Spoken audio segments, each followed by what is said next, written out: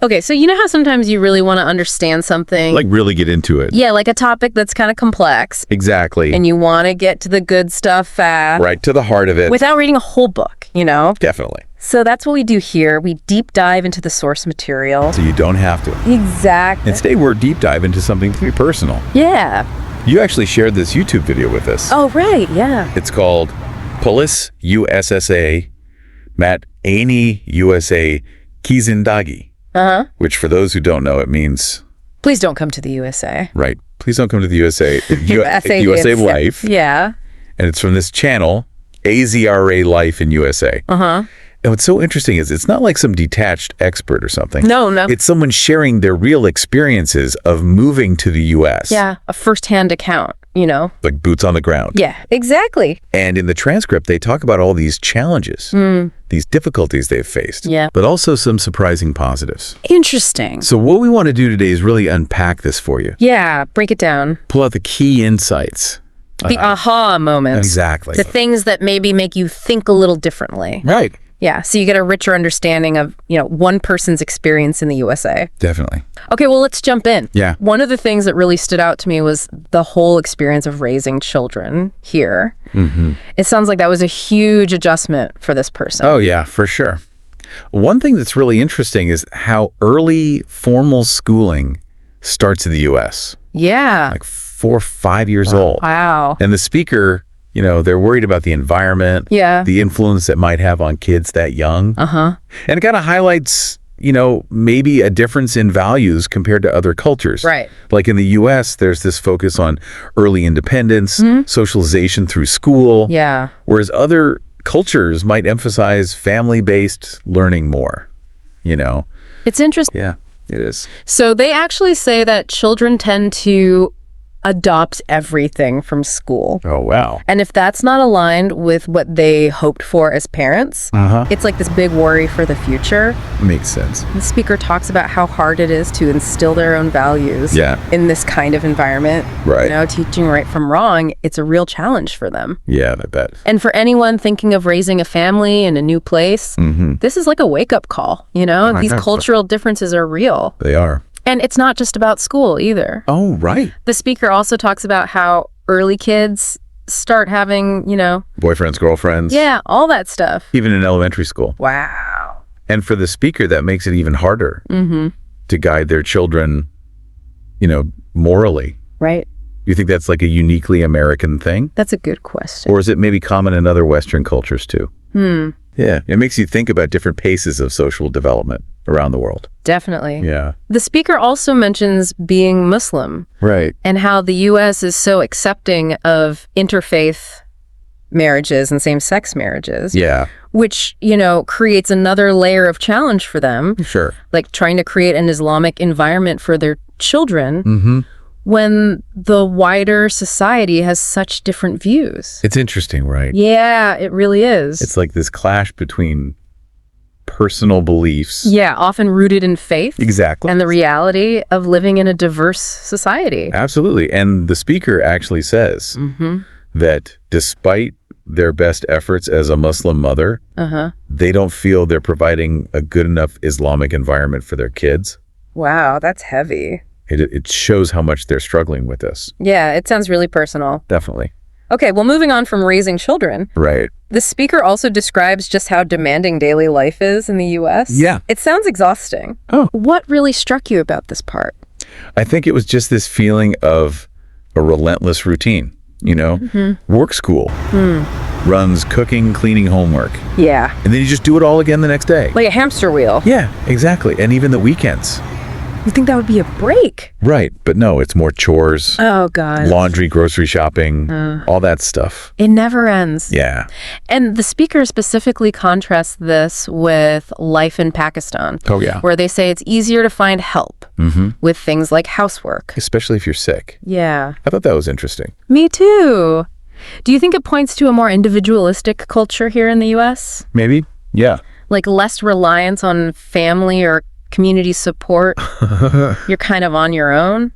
It seems that way. Even when you're not feeling well, Right. the speaker really emphasizes that. They do. And it's not just about practical help either. But- They talk about how hard it is to just be spontaneous. Yeah. Like those casual drop-ins with friends, they just don't happen here. Why not? Everyone's too busy. Oh, I see. The schedules are packed. Right. So even hanging out with friends requires planning Wow. weeks in advance sometimes. Seriously. Yeah, it's crazy. It does make life feel very structured, Definitely. like a machine almost. Yeah, and it contributes to this feeling of neighborhoods being kind of empty and quiet. Really? Yeah. The speaker mentions running into people who speak their language, Uh-huh. which is nice, but it doesn't go beyond a quick hello. So there's this longing for deeper connection, you know, Yeah, that makes sense. more meaningful conversations. Yeah. It's hard to build a real sense of community. Especially when you're juggling so much already. Exactly. And the speaker also talks about missing family and traditions. Oh, yeah, especially during Islamic holidays like Ramadan and Eid. Right. All the special things, you know. Yeah, the food, the gatherings, Suhoor iftar, Eve shopping. all that stuff. And it's clearly a big loss for them. It sounds like It it. shows how important these traditions are. Yeah, and how deeply they're missed. Absolutely. Okay, let's switch gears a bit and talk about food. Okay. If you're used to having halal and spicy food readily available, it sounds like the U.S. takes some adjusting to. Yeah, for sure. For those who don't know, halal means food that's prepared according to Islamic law. Right. And the speaker basically says you have to cook at home a lot. Oh, yeah. It's not just a preference. It's a necessity. Yeah, exactly. You have to find those specific halal meat shops and then cook everything yourself. Yeah. That's interesting. And late night dining is limited too. Oh, really? Yeah, the speaker says most stores close by 7 p.m. Wow. and don't open again until 6 a.m.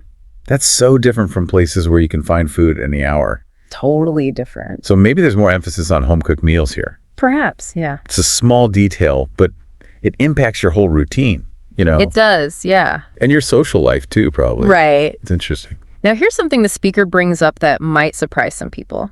What's that? Their perception of security. Oh, yeah. They actually say they didn't feel that much safer in the U.S. compared to Pakistan. Wow.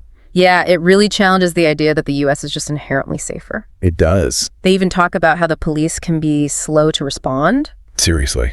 Yeah, sometimes arriving after a crime has already happened. Oh, gosh, that's scary. It is scary, and it goes against what a lot of people believe.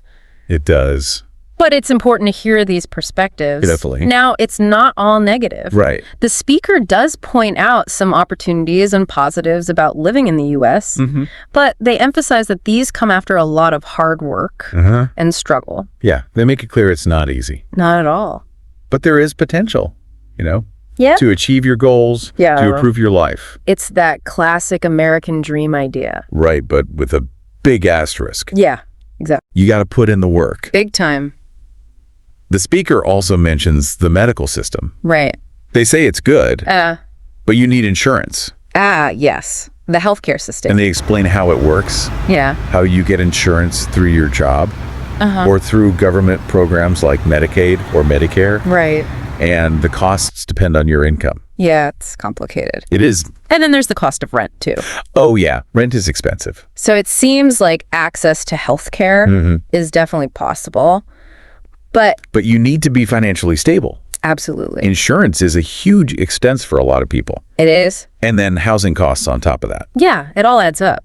It does. On the plus side, the speaker does mention that things like utilities, Okay. electricity, water, gas are pretty easy to manage, and transportation too. Oh, that's good. Yeah, and hospitals are accessible. But again, assuming you can afford it. Right, exactly. So it sounds like there's this trade-off, you know? Yeah. The adjustments are tough. Daily life is demanding, but once you're financially secure, some things become more streamlined, Okay. more reliable maybe than what they were used to. Yeah. And the speaker's final thought, I think, sums it all up. Yeah. What do they say? Life in the USA is not easy, but it's achievable Okay. if you're willing to work really hard Right. and you can handle the challenges. And if you can do that, they say you're welcome. Wow. That's pretty straightforward. It is. It's honest. Yeah, You know, yeah. they're not sugarcoating it. Not at all. So to recap what we learned from this deep dive, we explored the challenges of raising kids in a new culture, the demands of daily life, the food differences, the security concerns, and then those opportunities that exist. But only after a lot of effort. Yeah. And especially when it comes to healthcare and housing. That's a lot to consider. It is, and it's important to remember, this is just one person's experience. Of course. It gives us valuable insights, but it doesn't represent everyone's journey. Right. Still, it sheds light on some of the realities newcomers might face. The things you don't always hear about. Exactly. So for you listening, what really stood out to you? What resonated with you? Did anything make you rethink your assumptions about life in the U.S.? It's a lot to unpack. It is. And it leads us to a final thought. Okay, I'm listening. How much do our expectations and cultural background really shape our experience when we move to a new country? That's a good question. And what does this story tell us about the idea of opportunity? Yeah. Like what's hidden beneath the surface? Right. It makes you want to hear more stories like this, doesn't it? It does, yeah. To really understand the different journeys people take. Definitely. Yeah, it's fascinating. It is. I think we could all learn a lot from listening to each other's experiences. I agree. Yeah. Thanks for taking this deep dive with us today. My pleasure. Until next time. See you then. Bye.